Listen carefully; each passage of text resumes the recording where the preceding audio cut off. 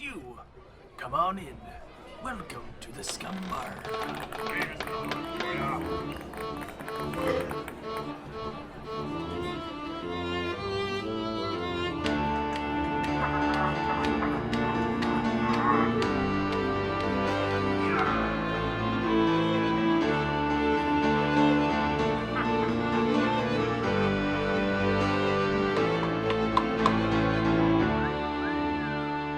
Welcome to the Scumbar Podcast Marvel Movie Marathon, where we go through the 22 films in the Marvel Cinematic Universe, starting with Iron Man donning his first suit and ending with Thanos and the Infinity Gauntlet. We're going to talk Iron Man, Captain America, the Dork World, and everything in between. I'm your host, Captain Mattbrush, and with me today is Malakith himself.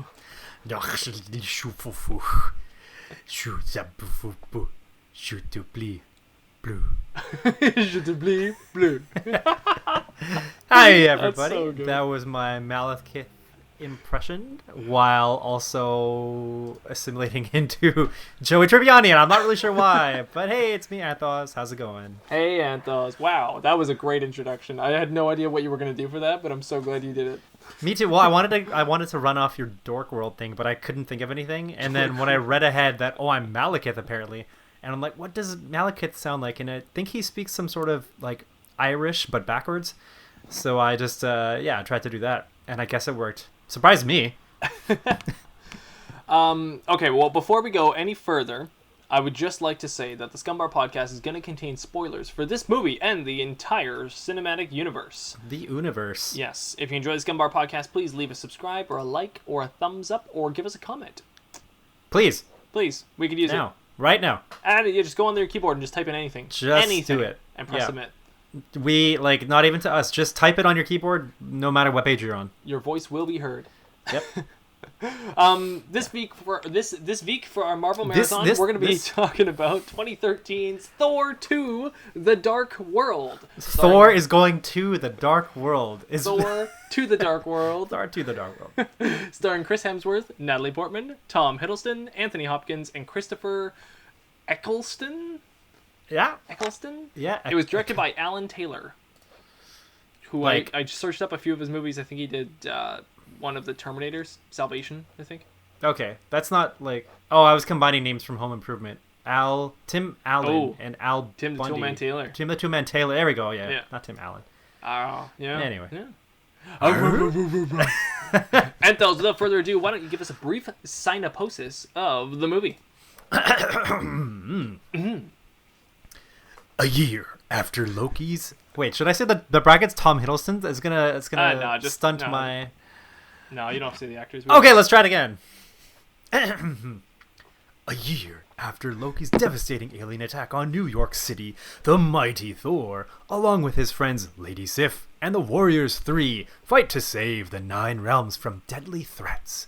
When Thor's girlfriend, Jane Foster, discovers a fluid-like weapon called the Ether, she unknowingly awakens the evil Malakith and his dark elf army. With this, Asgard may be facing its darkest hour.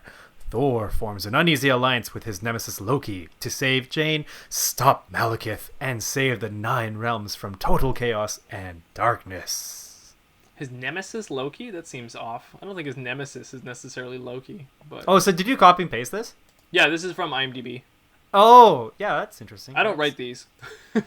This whole time I thought you did. What? And I just thought, wow, that's these are really well written. way too much effort. I do not write these. No. And there's different people on IMDb that write them, so sometimes I scan through a few of them and find the one I like the most. But it's kind of like a Wikipedia or a wiki, like a what I know is people just submit their own stuff. Is that why? Yeah, exactly. Okay. Fan created. Yeah.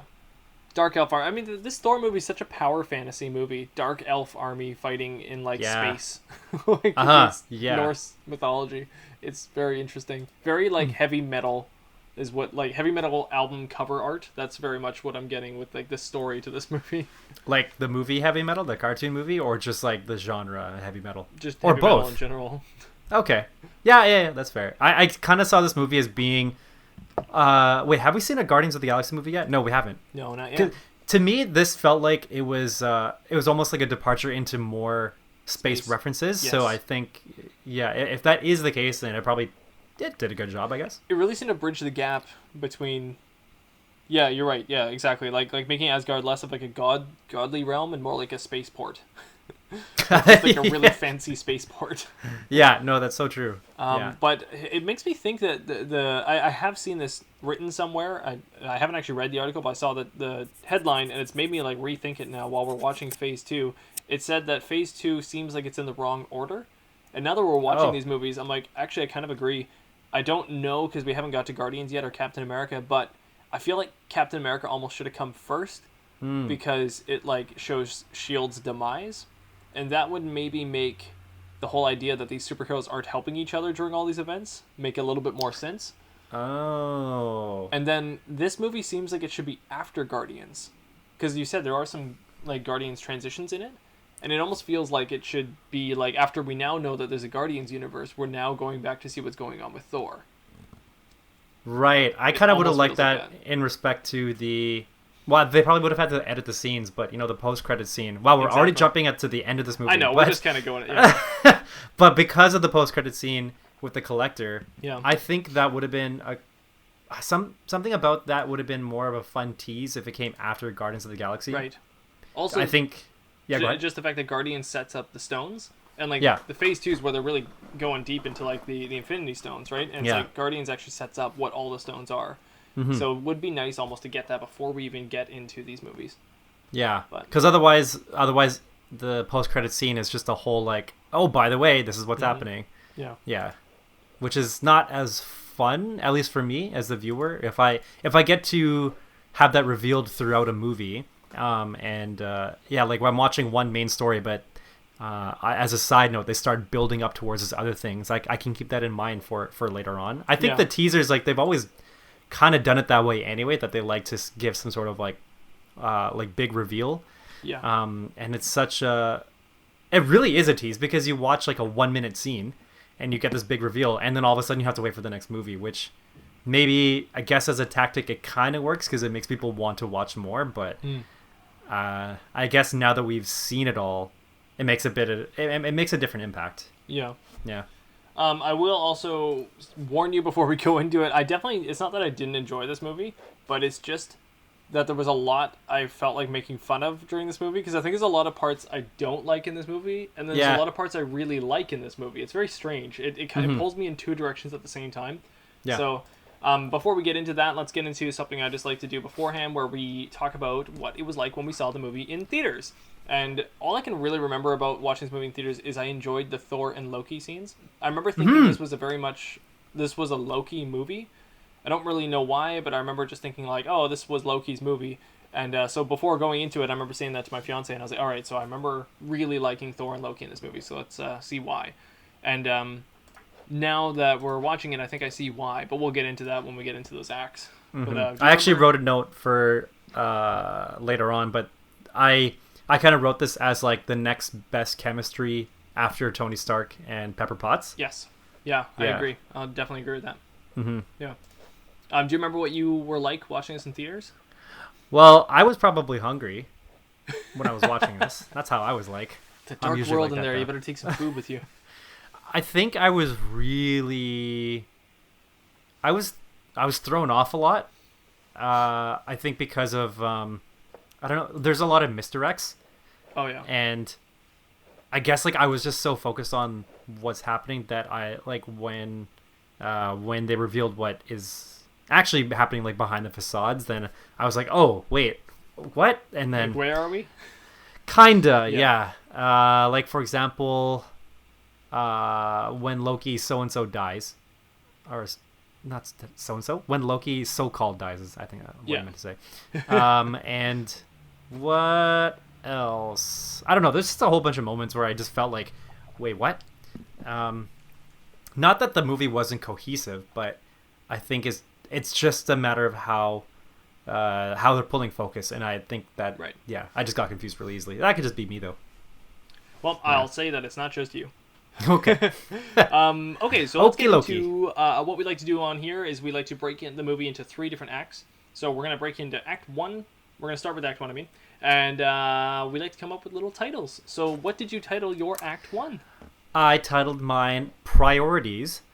And why did I do that? I think it was because it seemed like each character kind of had their own agenda of what was important for them to like take on. That makes sense. And it was never in line with like anybody else. Like everybody had literally they were just doing their own thing all the time. So yeah, I'd agree with that. Yep. Priorities. Yeah. And you, sir? I wrote Aether. I hardly knew her.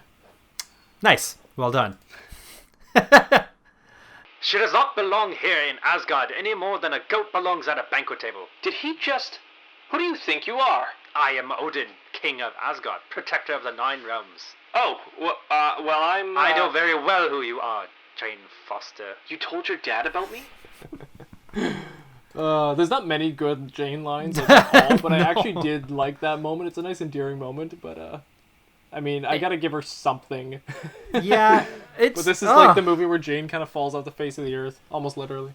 It's kind of weird, like, she had interactions with Thor's parents, and any of those interactions to me were just like, she seemed like a completely different character from what she's normally like when she's on Earth. Yeah. And not because she's on Earth versus being on Asgard, but it's just like, I guess just what she is supposed to be feeling at the time, but her whole like attitude changes, her whole personality changes, and it's kind of weird for me.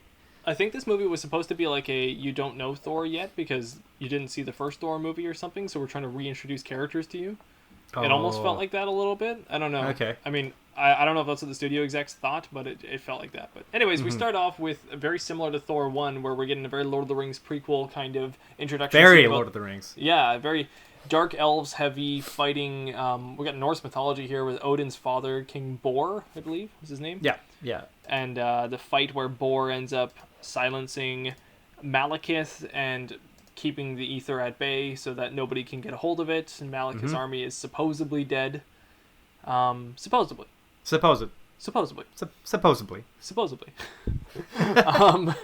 many Friends references are we going to get in one podcast? I was trying to remember the rest of the lines. How did they say it? I gotta look this up. It's gonna bug me. I have to.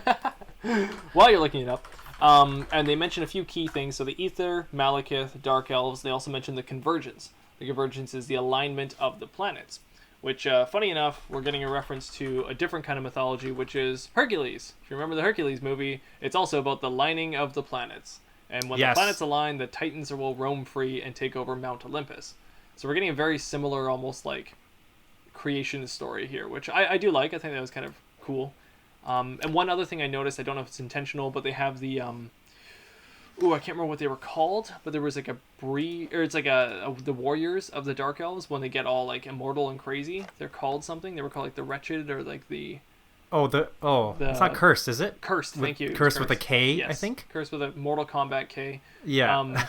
But I think what they were trying to go for was the Immortals in 300, or back in like 300, there was the Immortals, which is like a Persian army that was known as being immortal, and they wore these crazy masks and they go to war and they scared people to fight, but the 300s would fight against them. So I wonder if there was like almost like a parallel to that army, but just little tidbits I picked up from that interesting little prologue there. Yeah, I was picturing Ooze from The Secret of the Ooze, Teenage Mutant Ninja Turtles 2. Why? Right? So, because they start off, like Toka and Rezar, they're like a fox and a turtle, and then they get the ooze, and then they like transform into these like crazy super but specifically later on, I forgot what's his second hand guy's name? I just call him Right Hand Man. He's got a name, but I saw it a few times on the wiki, and I was like, what? That was his name, but I don't remember it ever coming up in the movie. Well, he reminds me of Shredder in the second Ninja Turtles movie, just because of like he starts off with one kind of like outfit, and then he like crushes the thing, the ether or whatever. Yeah. It's part of the ether, isn't it? Like it's a stone of the ether. Yeah, it's a stone. Yeah. Yeah. So he crushes it, and then it transforms his whole body, but also his outfit. And I think it gets like extra spikes or something, and it didn't make sense to me to transform the outfit. Yeah. His name is apparently Algrim. Oh, okay. I also know him from the Mummy movies. Oh. He was one of the... No, he wasn't a Magi. He was against the Magi. Anyway, so I looked up the Friends reference just so we can get it out of the way and I can go to sleep. So Joey, supposedly, did they go to the zoo? Supposedly. And done. Nice. I like it. Nailed it. Cool. Okay, so we got this prequel thing. After the whole prequel storyline stuff is going on, do you have anything to say about it that I might have missed? Nope. I wrote down. Oh, this is probably one of the only other movies that has narration in the beginning. Oh yeah, that's true. Because I think you mentioned it for Iron Man. It was like Iron Man. specifically like past narration. Like, I bet you're wondering how I got here. Oh Like, yeah, right. yeah, that's all I wrote for this one. You're right. This is narration, and so did Thor 1. It had narration from Odin as well. But that was like a very specific narration, first person narration from the character talking back with you. Yeah. Almost like a Deadpool-esque kind of thing. Oh yeah. That's right. Anyways, so now we get to see Thor and friends helping Hogun and his planet get rid of some apparent thing, like a bunch of like baddies, and they're trying to get rid of them from the planet. They apparently have a name. They were called something. You mean like Hogan's army? No, sorry. Yeah, the Marauders. There's apparently like a ragtag group of invaders that are going planet to planet or realm to realm and trying to wreck all the realms. And now the Warriors 3, Lady Sif, and Thor are going out and eradicating them. But I was like, what's really annoying with this movie is all that stuff, all that storyline is not told to you. So we're just right in the middle of the battle. We have no idea who they're fighting, why they're fighting them, but they just are fighting them, and it's kind of fun, but you don't really know why it's happening. We need more substance, I guess. I guess it's kind of passive. He mentions later to Jane explaining why he hasn't been to Earth in so long, and it's because he's trying to defend the realms that there's people that are just like pillaging all different planets and stuff. Yeah. But it's so passive. Yeah, exactly. And that's exactly what's happening right now. So they're fighting them, and we get our first look at Korg, pretty much. Not actually Korg, but a Korg monster. Yeah. I wrote down, is he a relative of Korg? I was going to look it up, but I didn't. What is that race? He's from that race. Groks? Rocks. The rock race, yes. I just took Korg and said it backwards. Grok. Maybe. Grok? Yeah. Yeah, I think it is. That makes sense. Cool. Okay, let's go with it. They're Groks. I was going to mention, this isn't such a big deal, but the one who is carrying the fencing sword, is he... Oh, yeah. Is that the same character as the previous movie, but a different actor? That's what I was wondering. Different? He looked different. He looked totally different to me. And I think it's supposed to be the Warriors 3, so it must be the same character, but maybe a different actor? I'm not really sure. Yeah, well, I know for sure it's a different actor, because the other actor who plays that kind of role, he's from the TV show Once Upon a Time. Oh. So I can definitely recognize his face. In this one, it was completely different. Oh, okay. So I wonder it's got to be a different guy. It's very confusing. Anyway. Yeah, it looks like they recast him. And they also had like barely any lines now. So, also they all got beards. That guy used to have just like a French mustache with his rapier. Now he's got like a full-on beard. And Hogan also has a beard. And then obviously the bigger guy has a beard. But it's just like, I was like, oh, everyone's got beards now. I almost thought Lady Sif was gonna have a beard. She should have. She definitely should have. Yeah. She has a pretty prominent chin. True. It's close enough. She could totally rock the beard. Yeah. So after they fight and they save the realm, Hogan stays behind. They go back to Asgard, and we get a very important thing here. When they return back to Asgard, they talk to what's his face? Heimdall. Oh, yep. Heimdall. And when they get there, I noticed something right away. I was like, wait, the Bifrost is fixed? I was like, why is the Bifrost fixed? Exactly. They fixed it without us knowing. Yeah. In the background. Some point. And apparently, here's the answer. Now, this is on the wiki, so I thought this was really weird that the wiki actually answers this. But apparently the Bifrost got fixed by the Tesseract. So since they have the Tesseract there, they used it to fix the Bifrost. But did somebody just make that up, or that's supposed to be fact? That's on like the wiki for the official Cinematic Universe wiki. So it's annoying that nobody says that in the movie. Like, I don't know why. But that's the going theory, is that it was fixed with the Tesseract that they currently hold. How does a Tesseract fix a rainbow bridge? I don't know. I really don't know. I can't explain the science. But apparently that's what's in. The Tesseract is the one that is the space stone? It's the Mind Stone or whatever, wasn't it? No, the Mind Stone was the one in the staff that they gave to Loki.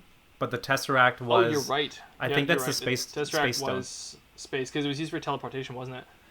Yeah, like when Red Skull first takes it, grabs it, like it opens up that whole kind of like portal thing, right? And then it also opened up the portal to space where the creatures were able to come out.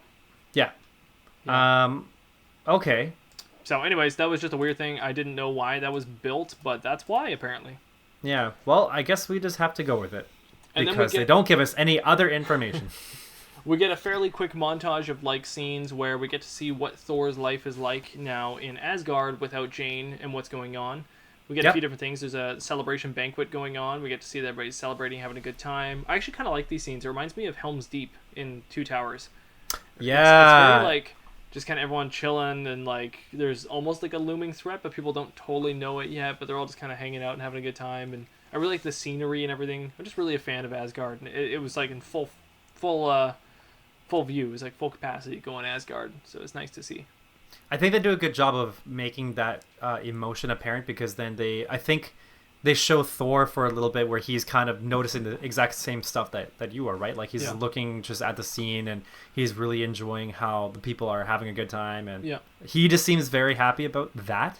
Yes. And, but I think he must have already been thinking about Jane, right? Like I think that's what I was led to believe, that he's looking at all these people who they're happy, but they're happy being with people, and he's kind of like, it's bittersweet for him because he's happy that they're happy, but he longs to be with Jane after so long. Which is a good angle. I would rather he can't go back to Earth and he's banished and he's like not able to go back or something, right? I'd rather like he wants to be back on Earth but he can't be. I think that'd be a little bit better than he's just there after the battle and like choosing to be with his people, I guess. I don't know. They're both nice, but I wish he was like forced not to. And he longed to be back there more, but I do like that angle on Thor. I think that's nice, and I do like how Odin tries to give him some words.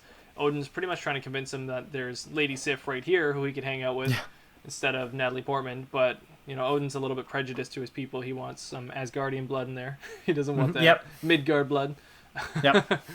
Man, if Thor and Jane had a kid, I wonder if it would have a half-life or if it would have like a full Asgardian life. It would probably be, what's the although, you know, like Blade, for example, he's both vampire and human, so he's stronger than both. Yeah. So maybe that's how it would be with an Asgard and a Midgard person, human. Maybe. They would be a super guard, I guess, or something. High guard.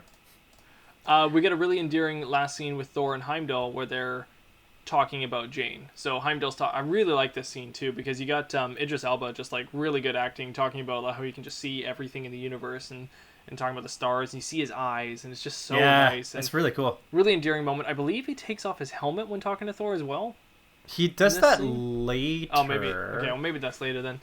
Yeah. But in this moment, it's just really endearing, and Heimdall's, again, awesome in this movie. He's just always good, and I just love their conversation before we eventually change over to see what's going on Earth.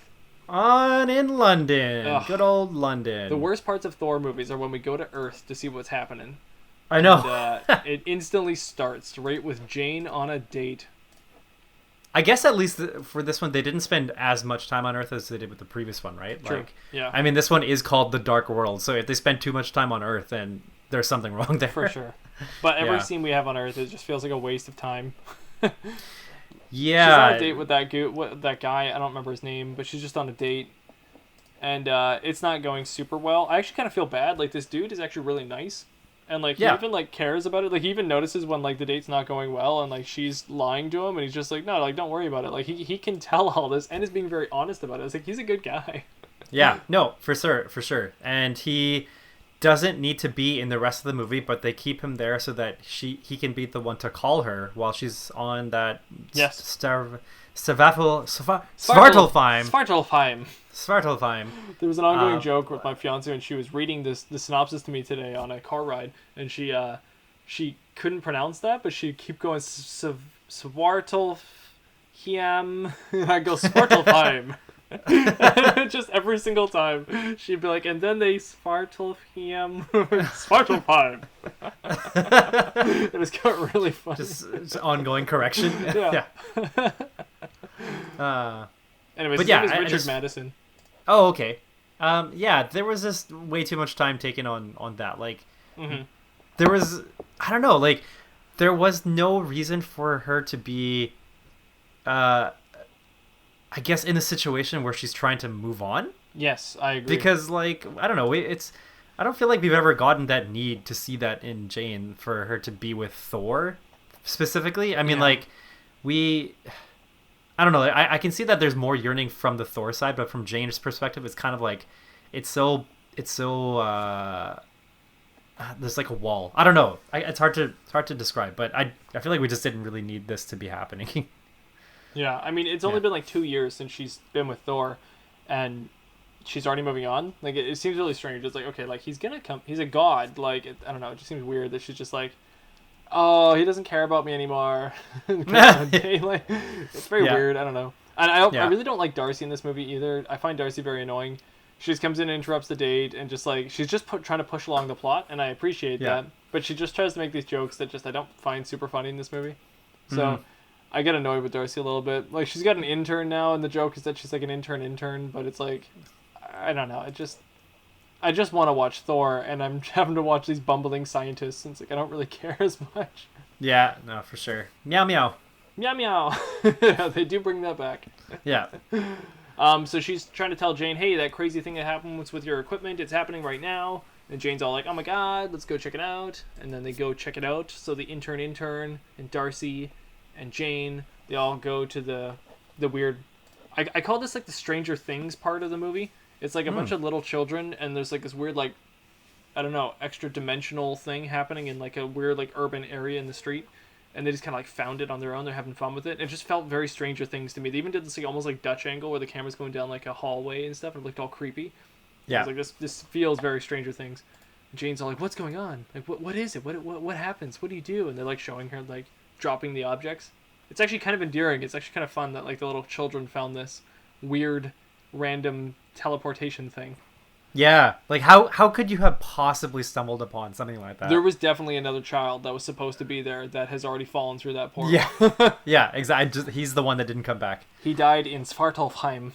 Yes, and then there's that like slow dramatic reveal where the kid puts his fingers underneath the truck and then makes it float. Such a trailer shot when they were filming that. They were like, this is gonna look great on a trailer. Yeah. Yes, there's that, and then I do love the moment where Ian throws in the car keys. Oh yeah, yeah, that's right. Yeah, were those the car keys? So like... okay, and yeah, that's one of those moments to me. There's a whole bunch of moments in this movie. I don't know why they do it in the Thor movies, but there's a whole bunch of very little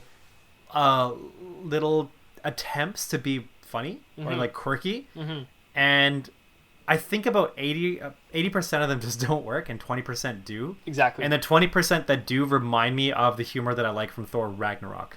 Oh, so yeah. I wonder if, like, I don't know, maybe the way that Taika Waititi saw it was he really enjoyed some of the humor that they tried to implement in the Dark World, and then brought it to like his domain kind of thing in that movie. It's a bit strange, but yeah, there were so many moments like that where it was just like, I don't know, that's not funny. Why? Yeah. No, I agree. I very much agree. This whole intro to this movie is actually quite dull. It's not like boring. It's just slow, and I don't mind slow Asgard. You can do slow Asgard for a long time, but then you gotta make it interesting. And unfortunately, going to Earth suddenly and doing all these scenes with all this gravitational stuff is just not that interesting. So it didn't really work on me. And then when Jane just is suddenly in another dimension, it sort of gets interesting for a second, and then she's just zapped away back onto Earth. Just a weird little jump scare with the ether, and she gets it injected in her, and then she's suddenly back on Earth, and then we've got Darcy being like, you were gone for 5 hours! Yeah. She went to like the hyperbolic time chamber, but in reverse. It was like the hyperbolic speed up time chamber, am I right? Yeah. I didn't go back to check this out, but I should, to kind of because I feel like I missed something. But when the ether gets sucked into Jane, like, because it's sucked out, then that's why the like Malakith's ship turns on. Yes. Yeah. Again, the wiki does explain that the newfound host for the ether causes Malakith to awaken. So he has some sort of like deep connection with the ether then. Yeah, it doesn't happen yet though. She's talking to Darcy first. Darcy then says the cops are here and we're arrested. It's not until the cops actually come closer and she kind of freaks out, and then that's when she explodes with the ether's technology. Oh, and that's when he wakes up? That's not when he wakes up. That's apparently the moment that causes him to wake up. We just see him wake up later in the movie. But apparently that's what makes him actually wake up. That's the pulse that it sends out. I thought he woke up when, like, as soon as she sucked it out. Or got it sucked into her. Let me check this. According to my notes... I'm checking. Let's see. She faint. Okay, I got it right in front of me. She fainted. Yeah, so it went inside her, and then she fainted, and then the next scene is showing the ship, like, turning on. Oh, really? So unless it turns on, but he doesn't wake up. Let's see. Nope, his eyes open. Yep, I see them. He's got eyes. But is there any lines of dialogue? No, he's just awake. I think he's just... okay, I'm sorry, I gotcha. Okay. I think he's just shocked. The only reason I'm mentioning that is because I actually end my Act 1 when I say awakens from his long sleep, but what I really mean is that it's when he, like, actually starts talking to his companions and stuff, and they're building a plan. Oh, I say that's the end of Act 1. Okay, that makes more sense. Yeah. So there's still a little bit more, I think, before Act 1 finishes. So she jolts the police officer, and then boom, instantly, Heimdall does not see Jane. I can't see her. Yeah. And Thor's like, yeah. And that's why I don't like that he, like, can go down to Earth at any moment, and this moment, like, reveals it really quickly. So when she slaps him, I'm like, yeah, that's about the reaction I'd have too. It's like, it's really weird. It's like he just shoots down there and says, hey, in 2 seconds. And then it's weird because he can, like, pick her up and touch her and all that, and she slaps him, like, she's obviously got anger and emotion, but no more of the ether is coming up out of this. Like, she straight up gets angry, she sees him and slaps him, but there's no ether at all. But when a cop came by and touched her and she had some kind of over emotion, the ether just blew up. Yeah. Like, it's not like Thor's, like, able to just stop the ether from blowing up. Like, I feel like there should have been almost like a little bit of, like, a slap and, like, some ether shooting out or some residue. Yeah. Well, I think we find out later, or Thor assumes that based on what happens, I think they're trying to scan her, or they're trying to, like, inject her or figure out something, and then he realizes, oh, it's trying to protect itself. So I guess if it feels threatened, then it'll spark or whatever. Maybe Thor wasn't very threatening then. I guess because he was standing there with love. That's why. And so you bring up a good point. So Thor takes Jane back to the Asgardian medical care kind of facility place, and she's now lying in the bed and all that. All I could think about was Black Panther. I was like, it's very interesting. In Black Panther, we get to see a whole medical scene on their medical bed with, like, the Black Panther Wakanda kind of medical professionals. I was like, it's very interesting with Thor. We have, like, the same kind of thing. It's like, our medicine is better than Earth's medicine. Like, this is medicine beyond science. And, like, it's like the same scene pretty much, but just in, like, Asgard, and, like, the other ones in, like, Wakanda. I was like, ugh. These movies, like, they do have a lot of parallels. And the visuals actually remind me of Doctor Strange, because the way that the physicians are kind of, like, turning the dials, like the holographic dials. That's true. It's very much like the turning of the wrist kind of thing. Yeah, exactly. Interesting. So I wonder if there's some sort of, like, influence there. Not entirely sure, but it's all connected. It is all one. Yes, it's all part of the MQ. The Maku. While Jane is on a deathbed, Odin yells at her for being in Asgard. Yeah. He's all mad that there's a Midgard in Asgard. It's very strange. Like, I feel like he should have seen this coming, like, but he's very grouchy in this scene, which is also kind of fitting. I kind of like that because he should be grouchy. But he's kind of grouchy throughout the whole movie, actually. And I wonder if they're trying to just pull down the whole, like, he is a like, super righteous king, because he's obviously not going to last forever, and then we see in the next movie that he's not even on the throne anymore. But at least with this one, it's almost like it's like that transition into who's going to be the next person on the throne. Right. So maybe that's why. But I did notice that overall he just seemed more of a grouchy kind of character in this, which might also, in terms of the audience being able to figure it out on their own. But later on, when at the end of the movie, when Thor comes to talk to Odin and tell him that he wants to be with Jane, and the way that Loki as Odin is responding to him, it's not as grouchy. So I feel like that's supposed to be kind of like the giveaway. Like, maybe they wanted him to be much more grouchy so that later on, if they had more scenes of Loki posing as Odin, not being as grouchy, then we would see, like, oh, something is odd here, and that would make a little bit more sense. But I could just be overthinking That's interesting, this. Though I do like that. And yeah, I do think that maybe Odin being more grouchy is trying to play him up more to the Norse mythology kind of part of it, like being more like the actual Odin. And actually, on that note, there's something we forgot too, is that Loki is imprisoned. As soon as he's back from New York, from his battle there on New York, he actually got imprisoned. And I just want a side note there, that's actually part of the Norse mythology storyline. Loki gets put into a lifelong banishment where he's imprisoned, and his wife is there, and he has like a bunch of different children. One of Loki's children is a giant serpent, and the giant serpent has fangs that are poisonous. And when they drop and they hit Loki's skin when he's chained up, he shakes, and he shakes so strongly that the earth shakes. So they say all the earthquakes that we have in real life are caused by Loki shaking in prison. Yeah. And his wife is there, and she's got a big bowl trying to hold all the poison, so it's not touching Loki. And it's a very good tale for Norse mythology, and it leads up to Ragnarok. So he's imprisoned until the day he releases. Then him and his children and all of his army will go with Hel, his daughter, and they'll go to Asgard and go start Ragnarok, which is very interesting. So the next movie being Ragnarok, it's funny how in this one they actually do have Loki on a lifetime imprisonment, and I'm assuming that they did have that in mind, some kind of that Norse mythology connection, I guess. So I like that. I think that's kind of cool. It wasn't done the same way as the Norse mythology, obviously, but neither are these movies, so it was just cool to see something like that done. Yeah, I would have actually loved to see more of like Loki's lineage, like because he has like all of his kids have some kind of not like disability, but quirk about them. So definitely. There's a serpent. Yeah. There's one that's like a giant wolf or something, right? And then Fenrir, his daughter, Fenrir, and his which Fenrir does appear in Ragnarok, doesn't he? Does he? Is there not Fenrir in Ragnarok? Oh, wait, why can't it? Does he show? Maybe maybe that's just me thinking that. Hold on. For some reason, I feel like Fenrir was in. Yeah. Yeah, it's possible. Hulk fights Fenrir, right? Oh, okay. Is he not? He's a giant wolf that Hulk has to fight, I believe. Maybe I'm pretty sure there's a giant wolf and Hulk fights him. That's right. Yeah. Right. Ah, okay. So he's not really done in the Marvel movies again like he is in the mythology, but all of Loki's children are these huge beings that are just like evil beings, and you're right, he's almost like a price he pays for all of his wicked deeds. Mm-hmm. Well, I'm just going to pretend that Fenrir in Thor Ragnarok is Loki's son.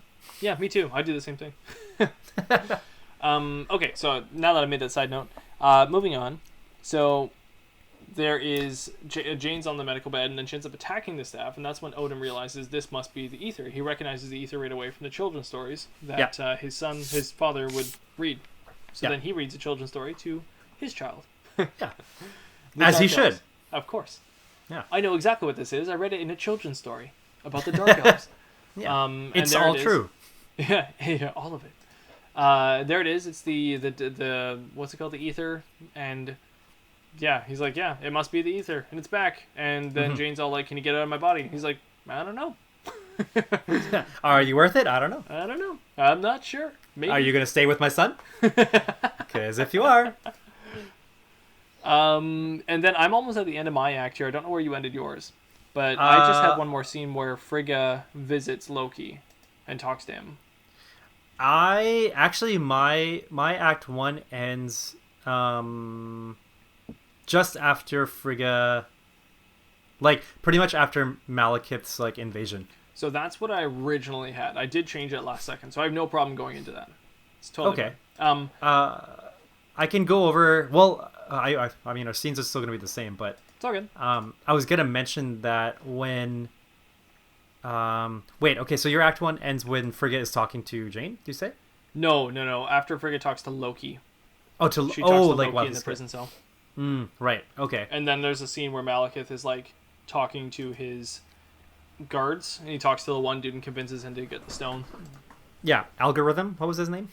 I don't remember. Something dumb. I'm not scrolling up to find out. Al Gore. Al Gore. Yeah. Yeah. So I really like all the scenes with Loki in prison. Me too. Oh man, the one with him and his mom is a very good scene there. The dialogue between them and the fact that she tricks him in the end and she is able to trick him is just insane. Like, I love that moment. Yeah. Tom Hiddleston is like really acting his heart out in this movie. Yeah. Like, Loki, where do you think you get it from? But like, so there's that scene, and then the scene later on when Thor sees, like, he's all like disheveled. Oh yeah. You know, like Loki's so distraught. That's such a great moment.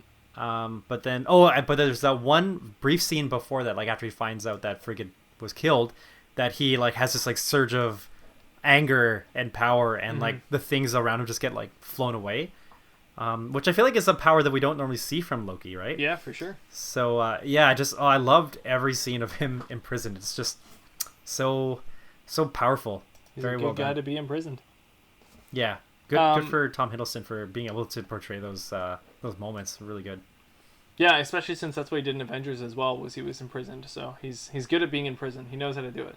Yeah, true. Yeah. So I guess jumping along then. So Malakith, we get the scene where Malakith's right-hand man takes the stone, buffs himself. I just call it buff because I don't know what else to call it. It's very similar to... It's a buff, yeah. It's like a League of Legends buff. He's got about 10 minutes on it. I actually did think it was like a very quick, like, suicidal buff thing. Like, I thought he was going to burn up and die. It looked like it, right? Yeah. And then it was weird that he was still in the scenes, and I was like, what's going on? Like, he's not going to die yet? Like, yeah. What's even weirder is after he buffs himself, you're like, okay, so how does he get to Asgard? And then they're like, you're wondering this, like, how is he gonna get to Asgard? And then suddenly it just shows a bunch of ragtag people come in to Asgard, and he's just one of them. And you're like, wait, what? I felt like we were missing a scene there. Of like him smartly getting into Asgard, but no, we missed that. Yeah, so he just happened to be just there. Like they happened to be on the planet where they decided to, like, imprison people. There's a lot of beasts, it just happened to be that way in this movie. But that was one of them, and then he begins the attack on Asgard. What do you think about the attack on Asgard? It reminded me of Star Wars. Yes, and Menace. Yeah, like quite a bit. What did I really like? Oh, actually, there were a few references or things that I kind of thought of Star Wars for, and it's when when Thor and Jane, they're on some sort of balcony. And the background behind them is just it's really nice. Asgard. And it's Natalie Portman. Yeah, exactly. So I just totally thought of Anakin and Padme when they were getting married. They're on that balcony, and behind them it's just like Naboo or something, and it just looked really nice. It's because I'm so in love with you. Yeah. What else? Just running through my notes. Oh, so the other moment with Loki in prison when the Dark Elf, when Al Gore is trying to pick like who he wants to break free to cause more havoc, and he has that stare down with Loki, and then decides not to take him out. But Loki he's like kind of grinning at him, right? Like he knows what's going on. Oh yeah. And then Loki kind of takes advantage of it and says something like, "You might want to take your first left," or something like that. Yeah. Or the stairs on your left, and it's just like Loki's ability to take advantage even when he's imprisoned. And it's just, I just love it. And you're constantly wondering what he's calculating, what he's thinking, but he looks so suave while doing it. It's just so good. I love it. Yeah. Oh, okay. So I have it right in the background so that I know, but another moment when he, like, as soon as chaos breaks out and he's just on the floor sitting, leaning back, reading a book. Oh, yeah. And, like, everybody's just, like, dying outside, and he just, like, he couldn't care less, right? It's really funny. That's a good funny moment, to me anyway. Yeah. I really, really liked when Heimdall figured out last minute that there's some sort of invisible shit infiltrating, and he just books it, like, Heimdall no scene. hesitation, just runs, jumps off the Bifrost and onto, like, Dives. the bridge side, like structures, the supports, runs up, and then takes out a couple knives and just jumps at it, and it's like, so man, good. Why is Heimdall the best I want character? more of this. He's just so cool. I want a Heimdall movie. If they told me there was a Heimdall movie, I'd be like, yes, please. I would love a Heimdall movie. I would totally watch it. Oh, it's so cool. Like, it would probably be like the origin of Heimdall, like how he became that character, but that would probably be so cool. Because then we'd probably get to see his Jedi master who taught him how to be like that, right? True. Like, how did Heimdall become Heimdall? Who taught him? So, yeah. So I think, like, in terms of the invasion and stuff, I guess my concerns are that, considering in the how was it 2,000 years ago, I think, is when they had that war between 5,000. like when 5,000. 5,000. Yeah. So, I mean, like, there were so many dark elves. There was like a huge army. This time there's a lot less because most of them have died off, right? Yeah. And I guess it's just because they have the surprise factor that they're able to deal so much damage to Asgard and the peoples.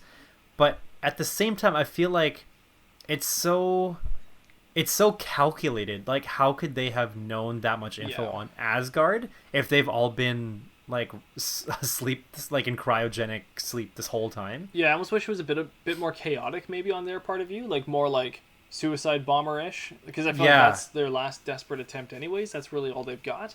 But you're right, a lot of it is like planned to the T, like exactly how they would get in there. So And to me, like, I could see that, sure, Malakith seems like the kind of person who could be calculating, but it just doesn't seem like this would have been, like, it wasn't right for that to happen at this moment. I agree. So it was it just worked out almost too well, even though at the very, actually no, yeah, that's exactly why. So at the very end, like, they don't get exactly what it is that they want, because they're looking for the ether and they don't get it. But in the meantime, everything else is working perfectly for them except for the end, when Malakith actually gets involved, which is like, really, like, it's so weird to see that that order happening. You know? It would actually make a little bit more sense if this whole battle happened maybe at the end of the movie. And this was the climax of the movie. Like, you could have, like, people having sword fights on, like, one of the bridges or something like that, and, like, space battles going off, you know, and then there's, like, the main hall where things are going around. But, like, since this is the middle of the movie, it's a very strange, calculated battle for what seems like his first attack. And, his first attack on Earth might make more sense, and then the next one just happens to be in Asgard. I think I would have liked that better. Yeah, it happens to be backwards, where we have to have the final battle on Earth, even though it's called Thor: The Dark World. I know. In London. Yeah. Or Greenwich, as we'll get there. Maybe we're missing something. Maybe people call London the Dark World? Maybe. Because that could be... That's probably Or they call it the Dork World. We'll see. Yeah, exactly. So then, in amidst all this battle, we get a switcheroonie, where they think that Jane Foster is in the room with Frigga. And they go to kill Jane Foster. Turns out, ba-bang, she's not actually there. Oh, she's actually Loki, because she's not really, because she's just tricking you, and she's just a hologram. Woo. Any kind of hologram, I just take it as like, oh, it's Loki. Yeah, exactly. And then Frigga, unfortunately, gets killed. She does not give up where Jane is, but she does get stabbed. In the meantime, she totally could have killed Malakith if not for Al Gore. I was thinking that same thing. So I think it's really cool getting to see Frigga in that setting, because I think that's something I didn't expect at all. Me too. Like, she seemed like not like the damsel in distress kind of person, but she didn't seem like the kind of person who would be so well versed in being able to fight that well, right? So I thought that was kind of cool. What happened? Oh, right, I was gonna mention that the Dark Elves destroy the Asgard arc reactor, and that's how the shield came down. Oh, right. And then that's how they were able to, like, infiltrate even more. And the shield's down. That little droid did it. Yeah. Oh boy. Yeah. More Star Wars. Yeah, and then so then Frigga is killed, and then Thor immediately smashes Malakith's face with the lightning. I do like that moment. It's like right away. It's like, yeah. So cool. Immediate. Mm-hmm. And I love how he throws his hammer to no avail, but I just love how he throws his hammer a lot in this movie. Yeah, he totally does. Yeah. And then so for me, the end of Act 1 is just after Loki, like, he turns away from the camera and then has that, like, short burst of energy. And then for me, that's the end of Act 1. Yeah. Okay, well, I will end Act 1 there as well. That's a good place to end it, and that's where I was originally going to end it. And we'll get into Act 2. Cool. Which I named... Sorry, my dog's just making noises. It's kind of funny. So Act 2, I named The Great Escape. Cool. From his long sleep, from his slumber. I called mine... It's actually hard to pronounce, but I called it Thorn Off. Thorn Off? It's supposed to be like thrown off. Oh, but the O and the R are switched because the movie's called Thor. So it's just a really bad attempt at humor. Anyway, I was mentioning earlier how I was thrown off by a whole bunch of things. Like, I was, like, misdirected, blah blah blah. And why was that? Oh, I think so. It has to do with some of the characterizations, like the parallels. So, for example, between Odin and Malakith, like for Odin, who's supposed to be kind of like the wise king who makes good choices for his empire or for his people, but I think in the past, like, he was willing to do exactly what Malakith was willing to do, which was, like, sacrifice people for the sake of I guess, for the rest of the people, but still, sacrifice is sacrifice. And then why else was I thrown off? Oh, I think because of Thor's plan. Like it went one way. Like he had the brains for some reason in this moment where he planned how the treason would go. He planned the whole heist. Yeah. So moments like that, which is why I have that title, thrown off. Did she suffer? I did not come here to share our grief.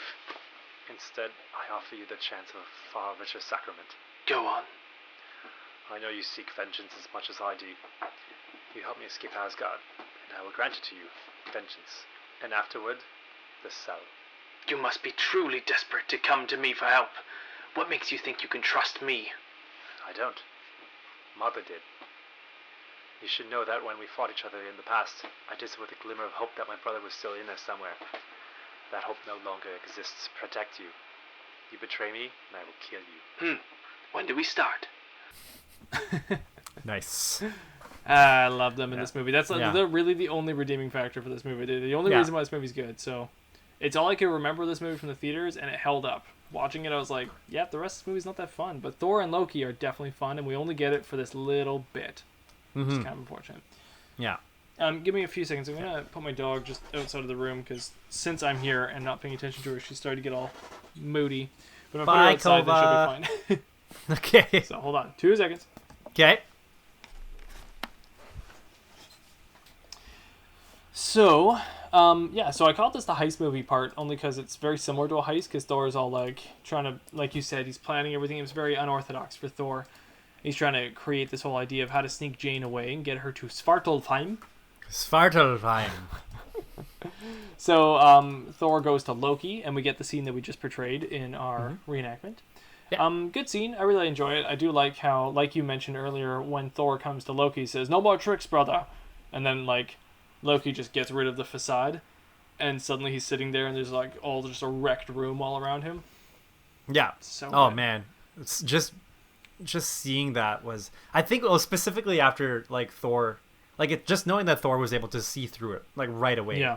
Right? Like, there was just no hesitation. He knows his brother. Like, they're not blood, but that's how tight they are, right? Like, that's why they work so well together. Yeah. That he's able to see that. And so, yeah. Oh, man, when I think I really felt it in the theater, and probably every time I watch it. As soon as the facade comes down and you just see him just hair looking all greasy and he's just so defeated, I'm like, oh, I feel it too. Yeah. Like, I really feel it. Yeah. That's really well done. It's like action speaking louder than words. It's just very smart. Mm-hmm. Yeah. Yeah.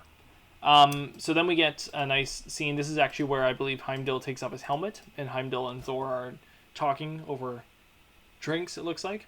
And Heimdall says, like, "You're asking me for treason," and all that kind of stuff. He says, what you're asking me is an act of treason. That's like, my job is not to have treason around here and stuff. So, very nice moment, though, with, again, Idris Elba. But he takes off the helmet, so we get to actually see him as Heimdall instead of with his crazy gear on. Yep. I think, I'm not sure if it already passed, but then, we have our Stanley cameo, which happens when Eric is he's like in a home or something. Oh, yeah. He's going over about how, like, how all this stuff works.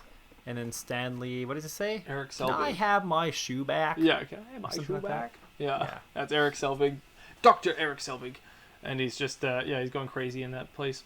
I like the earlier scene, actually, I mentioned, too, where he's at Stonehenge and he's running around naked. Oh, yeah. It's not funny, but it's interesting to know that that's where Eric ended up after Avengers.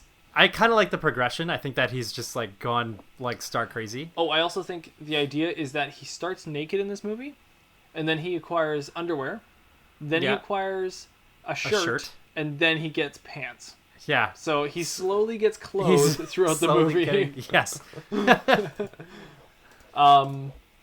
So then Thor gets his whole gang together to get the whole idea planned and ready. And then Heimdall has to tell Odin of treason. That's how the plan actually starts. Mm-hmm. So, there's been treason. Yeah, actually, what does he say? He's like, "Forefather, there's been treason." He's like, "Treason?" And he's like, "Yes, and it was me," or whatever. Like, yeah. Oh, how does he say it? It might take me a while to find it. It is my own.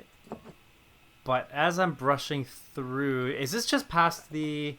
Is this after the moment where Thor and Loki are walking down the hall, and then Loki, he's like changing into different. Oh yeah. He's like shape shifting, right? That's So on their way to try the figure ship. out. Yeah, I do like the Yeah. shape shifting moment. That's funny. Yeah, because I really like when he turns into Captain America, Okay. Yeah. and we get that cameo. But then like just it's so funny just hearing him talk. When he's Chris Like- Evans, like. This is tight, and like he's talking about all the ways to be like all super righteous and stuff like that, and it's just really funny. It's a really good moment. It's just nice to see Captain America in like a fun role like that at that moment. Yeah, this costume was a bit much, so tight. Yeah, but the confidence, I can feel the righteousness surging. It's it's great. That's good. And then I like Thor and Loki going up onto the ship. Oh, I do like the touch where Loki, he keeps getting told by Thor's friends, he's like, and if you harm him in any way, if you cross him, it's like, what, you'll kill me? It's like, I think there's a line. Apparently there's a line. Yeah. Yeah. I think it's nice to have. So yeah, with all those bits of humor that I was talking about throughout the movie, I think maybe one of the reasons why they're so unnecessary is because we get a good amount of humor from Loki. Mm-hmm. Like it's in a different element, right? Because it's more just like the other ones are kind of just like situational based, but just like minuscule situation. Like it's just like, let's add this in to make it funny. Yeah. But for Loki, it's like that's his character, that's his response. So Yeah. when we get it from him, then it's almost like it'll be heightened if we're not so focused on like, oh, where else are we gonna get comedy from? Like we get plenty from him, and yeah, it's so I just. Man, I'm kind of starting to think that Loki might be my favorite character for the movie. We'll find out. We'll see. We'll find out at the end. After we talk some more. Yeah. When Thor and Loki get onto the new ship, the Dark Yeah. Elf ship, and Thor is going to drive it, there's some really good banter between Thor and Loki there where Thor's just like, shut up. Like, he's just trying to like, figure out how to drive this stupid ship. Loki's like, do you know how to drive this? Didn't he say something like you have to like touch it lighter or something? And he's like, I'm touching it lighter, and he like presses it harder. Something like that. I don't know. It's pretty funny. It's very good. I do like it. But little do we know as the audience that this is all part of the plan for Thor to just totally wreck this random ship. He cuts off the head of his grandfather, the statue. Yep. Which was actually Boar, so that makes sense because it ties back to the original part of the movie. Right. Yeah. So with those weird slicer ships, he ends up cutting off the statue head, and then at last second, Thor, Loki, and Jane all dive out of the ship, and they land in one of those little pod racers. Yeah, like a water speeder. Yeah, exactly. It's very Star Wars. This ship looks very Star Wars. It feels like it should be on the sand dunes in Return of the Jedi. Yeah. At Jabba's palace or something. It's very just like a weird little like skimmer. It's totally like that. I don't know why, but I really like how Loki holds the thing. He's like to drive, and he's like holding the stick thing, and he's got this weird little stance. He looks so happy too. He's just like free. Yeah. What is the words? Because like Thor's concerned that they're not going to make it into wherever he's trying to go. Yeah. And He's what like, does are he you say, sure like, about this? And he's just like, if it were easy, then everybody would do it, or something like that. yeah, exactly. Yeah.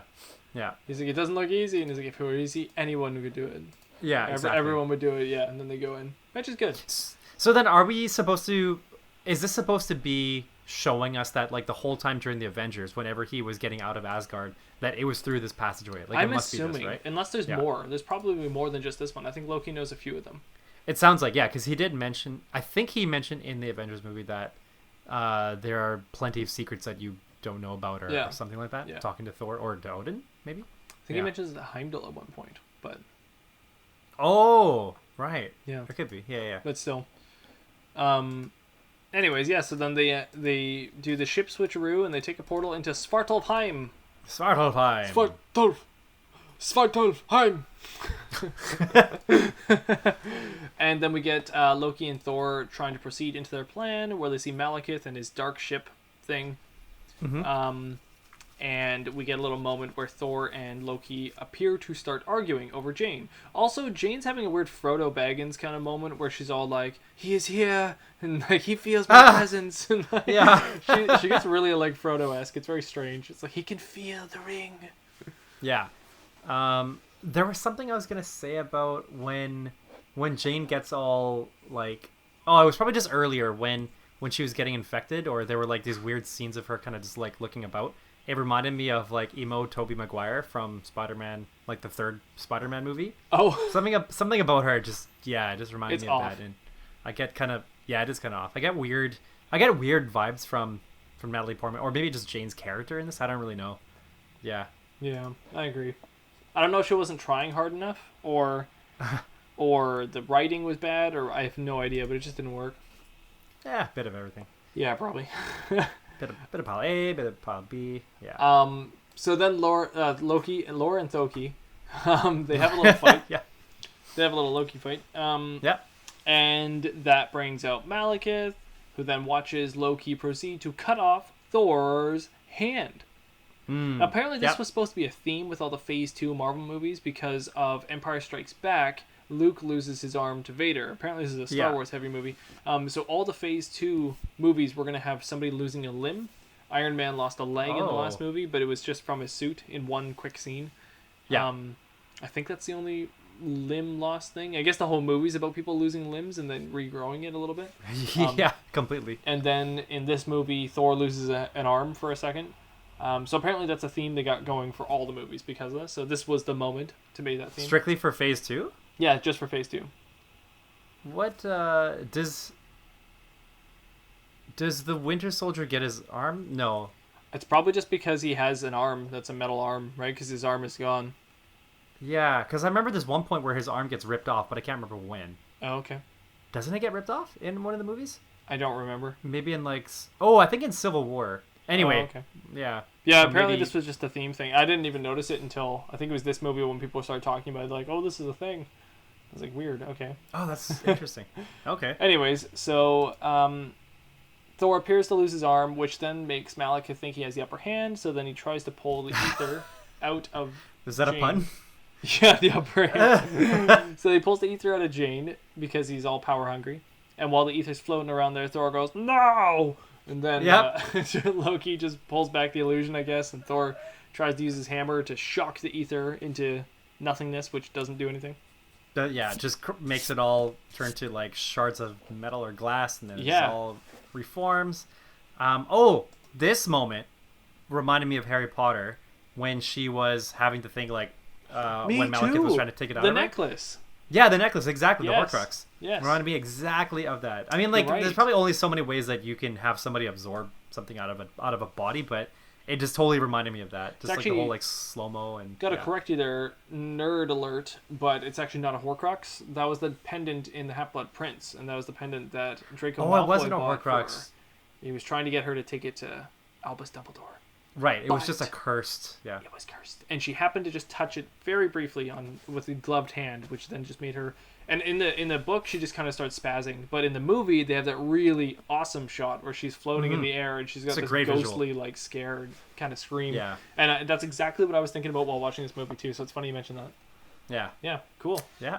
Well, that's why we do this podcast together, so we can talk about one movie while referencing other movies. Exactly. Yeah. So then, then Thor fights some big hulking dude thing, whatever it's called.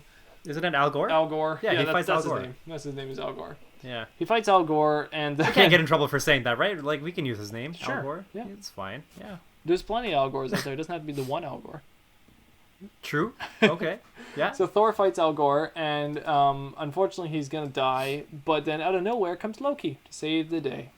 Yay. And then Thor gets an endearing kind of farewell brother as Loki dies. Yeah. Apparently. Right. And this is another moment for Thor because he just lost his mother, and we actually forgot to mention the funeral scene. I totally forgot to mention that. But Oh, right. Which yeah, I do that's really like like. That's like a. Is that a typical Viking funeral? I believe so. Yes. Like Norse. Very funeral? Yeah. Norse Viking funeral, but done up in Asgard, which is really interesting. I love that scene. I think it's great. It reminds me of Rivendell. It's hard for a movie to make me think of Lord of the Rings, but somehow Thor seems to get me to Lord of the Rings sometimes. It does it really well, so I like it. I know what you mean. There's some sort of like. There's enough of that medieval aspect. Yeah. It's there, but it's also like it's picturesque Yes. at the same time. Yeah. But yeah, I do that like scene that when. funeral. Yeah. Oh yeah. It's so nice when she's just floating down that stream but like it's just on each side of the stream is tons of people with whatever kind of illuminated thing, and then what I thought was really cool was as soon as her like Frigga's boat or whatever, her grave boat hits touches the edge of the waterfall, and then Odin slams his trident, whatever, his staff, and then all of a sudden like the boat is able to just like keep going, like go off. I actually thought that the ship was it was going to just keep going, kind of like into nothing, right? Which to me would have been more of I think I might have liked that more, but this makes more sense for it to like the spirit itself to kind of be dispersed into space, I guess. Right. Yeah, and that makes more sense. I don't know why I would have liked the other one more. Maybe just like picturing, like later on, they just see like a whole bunch of ships, kind of just like those grave ships that are just like passing by. Then they, like oh yeah, that's from the Viking funeral. Yeah, that one was from 21 AD. Yeah. Anyway, so yeah, I do like that scene, and then this here with Loki dying is also just another loss for Thor. So these are the two losses that then I think reinvigorate him to then come back and stop Malakith on Earth. I don't know if he necessarily needed them, but they are sad enough to get him there to that place. Mm-hmm. But before we get him back onto Earth, Thor and Jane have to enter a cave, not know where they are or how to get back to Earth at all, and lo and behold, the plot kicks in and tells them that Jane's cell phone is here in a cave. Yep. And then they're able to just teleport back to Earth. Oh, you know what? I think... Bless you. I'm not sure why I wrote that my Act 3 started when they got on the Dark Elf planet, but I feel like I should have changed it to after their fight. Like after Loki so-called dies. So yeah, I end it right after the fight. Yeah, that makes more sense. So ignore me. So yeah, Jane and Thor then take that portal, and we get to see Loki as a guard walking off in the foreground for a second. Mm-hmm. And that's my end of Act 2. So okay, it's a bit of a shorter act, but it's just how it is. Yeah, mine was a bit shorter as well, but okay. All right, well, let's move into Act 3, which I like to call It Came from Outer Space. Mine is called Almost Ragnarok. It is very similar, actually. Yeah. Except for not as fun. I find that in the third act, there are a lot more moments when they're just trying to have like some random humor, and I feel like that would have been like some of the moments just remind me of like how well it was done in Ragnarok. So that's just why. Yeah. One son who wanted the throne too much, and another who will not take it. Is this my legacy? Loki died with honor. I shall try to live the same. Is that not legacy enough? It belongs to you. If you are worthy of it, I shall try to be. I cannot give you my blessing, nor can I wish you good fortune. I know. If I were proud of the man my son has become, even though I could not say it, it would speak only from my heart. Go, my son. Thank you, Father. No, thank you.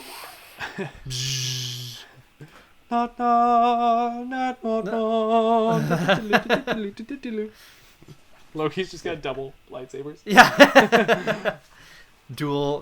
He's dual wielding green lightsabers. That'd be cool. Yeah.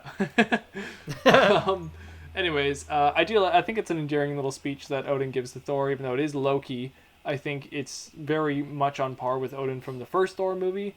I think it's something he would say. Yeah. Okay, the way that he's sitting on the throne during that conversation, like that's not how Odin normally sits, right? No, it's a little different. Okay, so I guess like, that's supposed to be a giveaway too. I think so, yeah. Yeah. Okay. I do like the moment where he says like, one son who wanted the throne too much and the other will not take it. Is this my legacy? Yeah. And then like Thor's like, Loki died with honor. It does show his face, like react. Yeah, he kind of like. I do love that. It's like taken aback a bit. Yeah. Loki's always surprised by how much Thor still cares about him. Mm-hmm. Yeah. Anyways, so we've got. I'm just kind of speeding it up a little bit, but Darcy and Ian go to Dr. Eric Selvig's place at the retirement community, and they grab him, and this is where he actually gets his famous shirt on. Yes, more clothes. They rescue him from the old folks' home. You had the Stan Lee cameo that already happened. Thor and Jane come in from Svartalfheim, and they come into Earth, and the Start whole time. gang gets back together. This is actually kind of a nice moment where we get everyone back together in Jane's apartment. One thing I don't Oh yeah. I don't like about this is when Thor hangs up Mjolnir on like a little coat hanger. It like asks so many questions to me here. I know. Okay, and this is one of those moments to me, or for me, which is like they're trying to be humorous. Like, you know, he walks in and he just hangs the stuff up. Yeah. And of all things, he hangs up the hammer. Like, why? Mm-hmm. Right. So yeah. I just feel like he'd probably have a holster for his hammer, and also, like, how much does his hammer weigh? I never know. Like, there's that one moment in the first movie where he puts it on Loki's chest to weigh him down.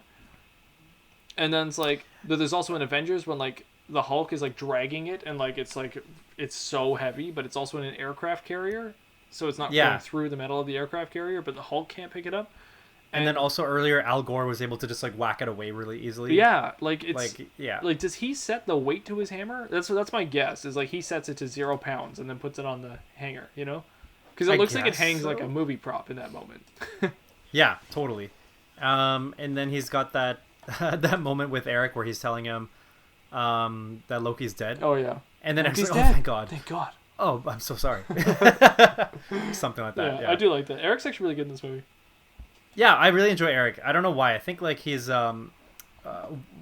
craziness, like his character makes sense, I think, and he's a good person. I feel like it'd be more relevant just having him be the one to connect like all the things that are happening than to have Darcy and the intern and and Jane combined. Like he's pretty much the three of them. Yeah. Other than the fact that like Thor loves Jane, but yeah, we don't need to have the rest of them be there for figuring all this stuff out when that's pretty much like that's Eric's whole character.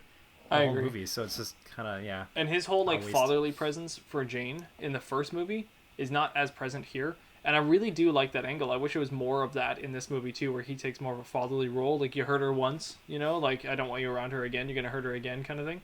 Like, I wish they actually played more into that. Then you almost have like an Odin not wanting Thor and Jane to be together, and then Eric not wanting Thor and Jane to be together. Then you have like these parallels on Earth and Asgard, but anyways, that's fine. The gang's back together. They talk about Greenwich. That's where they need to go because the convergence is happening. Remember the convergence from the beginning of the movie? convergence. It's happening. Yes. The planets are aligning. The Titans are going to escape. And so the convergence is going to land them perfectly in Greenwich. I don't know why, but it is. So Something about the convergence. Did it remind me of? Rather, it reminded me of an Agents of S.H.I.E.L.D. episode or one of the Avengers movies. I think it's just this like giant ship crashing down on like just causing all this chaos in the middle of like a downtown city or whatever. I guess it's similar to Infinity War, where the giant ship comes to New York again, and then just aliens start coming down. Oh, okay, probably yeah. Actually, same with the first Avengers, I guess. A lot of giant ships. Yeah. Anyway. So then when the portals start showing up all around the city, because of the convergence, this is interesting because this reminds me a lot of Endgame. The portals look very similar to the Endgame portals. I don't know. Do they? I don't know if they're supposed to be. I'm not sure, but I don't remember totally what the Endgame portals look like. But when I see these portals, I'm like, oh, these look like the same kind of portals. Like, are you talking about the portals when they come back? Yeah, like for yeah. the last when people fight? come back in the last fight, yeah, it reminds me of those kinds of portals. They're very similar. Oh, okay. I don't know. Maybe I'm wrong. I just thought it was very similar looking with portals. There could be, definitely some influences. Like I don't see why they wouldn't have some influences. You know, people like to have Easter eggs and stuff like that. One thing that I was gonna mention earlier, which I thought was kind of weird, but I guess we have to have it, that like when Malakith reabsorbs the ether, he gets darker. Right. Like his skin goes darker, and yeah. I don't know. There's just weird aesthetics about this movie that seem kind of unnecessary. Maybe I'm just being picky because of that, but something like that, it almost, like, I guess they need to find a way to make him look a little bit more menacing, and because he was more, like, the elves are, like, white, right? So, yeah, the dark elves are white. Yeah, so I guess they need him to be darker just to exude the name a bit more. I don't know. Well, it's almost like Thor fights the boss, and then the boss turns into his final form, you know? I think it's what they're trying to do. It's very video game logic. It's like he sucks up the ether and becomes even harsher or something. Yeah, right. Yeah. Turns into the Ravaged or whatever they're called. No, it was the Cursed. Cursed with a K. Yes, the mortal The curse. Kraken. So then giant fight ensues in the city on Earth. I don't like this fight very much. You got like the humans running around like, we gotta set up portals, and you got like Darcy and Ian with like jokes of setting up portals and like screwing up where they're setting the portals. They accidentally like spawn in the frost beast thing from the first Thor. It looks like, I think it's supposed to be that same beast. Yeah, They spawn I think it him is into too. the movie. Yeah. He comes in. And then so the way that they construct her, like switching people all over the place, like another set of moments to me that are just like failed attempts at humor. Like, yeah, it was. I agree. It was annoying. Because then it just like, I feel like because of that, it disconnects the whole fight. So like we want to see more of Thor kind of like taking on Malakith and then the rest of the army. But in the meantime, like every other scene, then we end up watching like humans get transported one place or another, and then we have to go back to see Thor and then back to the humans, and it's just like it's very I don't know, it's just I would much prefer having just like seamless fights or more fluid scenes rather than having to focus like on one set of people, then back to another, then to the main ones and back to another, and it's just a bit too much for me. I agree. It reminds me of Dragon Ball Z, where like Goku's about to fight Frieza, and then it'll cut to like Bulma or something, or it'll cut to like Gohan, and they're like not doing anything that has to do with the fight at the moment, but they just want to break up the fight a little bit, so it's not just the fight. But I would so much rather just see the fight. I'm just not really interested in the other things going on. So yeah, I mean, we know it's happening, so just show it to us. There's just a lot of it going on right now, and this is why I think it should have ended in Asgard instead of Earth. I just find this whole Earth fight to be quite boring. But then also, I don't really even understand. So Thor is supposed to fight Malakith, but Malakith is too strong. So then Thor uses Eric Selvig's advice of, you know, even though the Aether's immortal, Malakith is not. So you need to do something to Malakith. And I was like, wasn't that what he was already doing to Malakith? But I don't know. And he just decides to throw the tripod things into Malakith to transform him, which is interesting. I don't mind that because it's Thor using the Earth technology worth the Earthlings to then destroy the threat from Earth, I guess. Right. I guess it's using power and brains. Yeah.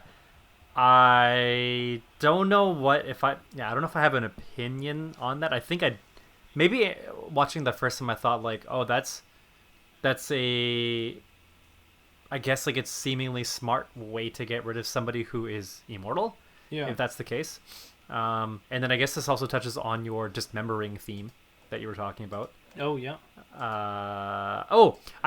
Okay, so maybe this is like similar to the whole humor aspect, but I like how Mjolnir had to keep like switching directions to try to figure out where to find Thor. Yeah. I like that. Yeah, I think that cool. made sense to me. Yeah. Yeah. What else? I mean, he sends Malakith back to, what's it called? Svartalheim? Svartalheim. And then it looks like Thor and Jane are about to die from the gigantic ship crashing, which again I think is really weird. I can't exactly remember the moment here, but it was something strange about how Thor and Jane were lying there, because I was feeling like, it's just my opinion, but I felt like if Thor got hit with that thing, he wouldn't die. Like, I just felt like that wouldn't destroy him. No, probably not, but I think just the impact kind of just, concussed him, or just like knocked him out enough so he'd need to take some time to recover. Maybe. I guess. Yeah, I guess so, yeah. So I mean, he was like at the like what's gunpoint? He was at ground zero. That's what you call it. That's true. He was at ground zero when that impact happened, right? So yeah, I guess And then lo and behold, Eric saves the day by using the teleporter, and sends the whole ship. Fully clothed Eric. Yeah, fully clothed Eric. He sends the whole ship back to Svartalheim to destroy Malakith. Yeah. And then Malakith says something like, "Oh crap, I don't know, something." He says a couple words that almost seem like very negligible, just before the ship crashes on him. I regret my actions. Yes, I am so sorry for all that I have done. Please forget. Yeah. So after Eric saves the day, then the day is saved, and Thor gets to return to Asgard. Yippity-dee! Yippity-day! To not claim the throne. Again.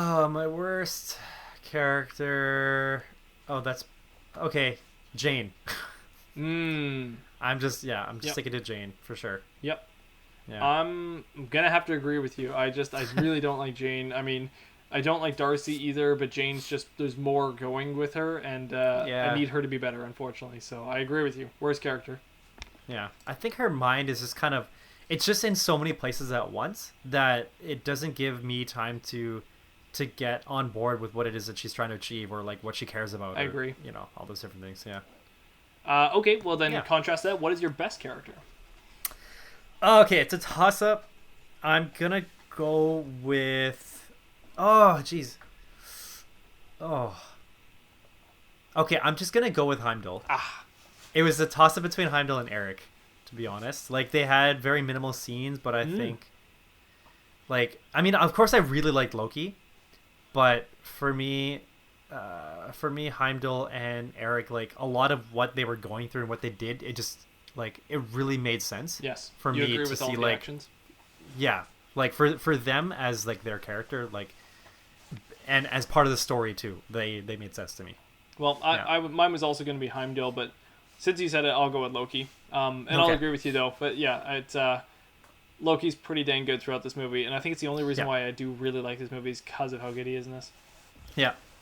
Okay. Sure. Which question do you want to ask? Which one did we do last time? I think feel we like did the sequel one. Yeah. Okay. How does movie rate as a bigger piece of a bigger picture, like how comics are pieces of arcs? How much of a role does this play in the larger MCU?